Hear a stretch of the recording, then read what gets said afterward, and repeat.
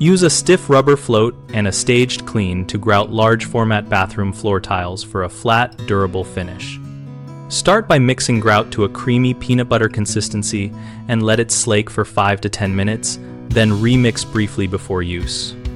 Work in manageable areas the size of 1 to 2 square meters so the grout does not skin over before you can properly pack it. Use a stiff rubber float held at a low angle to force grout fully into joints, moving diagonally across the joints to avoid pulling grout out of the lines.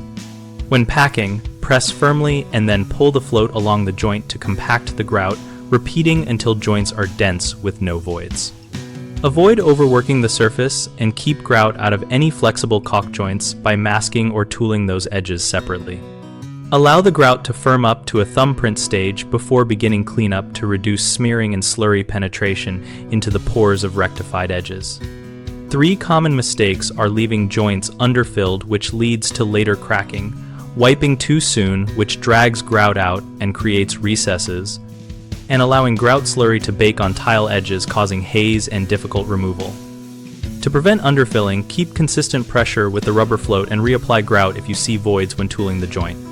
Wait until the grout resists thumb pressure before the first wash and use circular motions with a damp sponge followed by grazing passes to shape joints so you do not remove material from between tiles.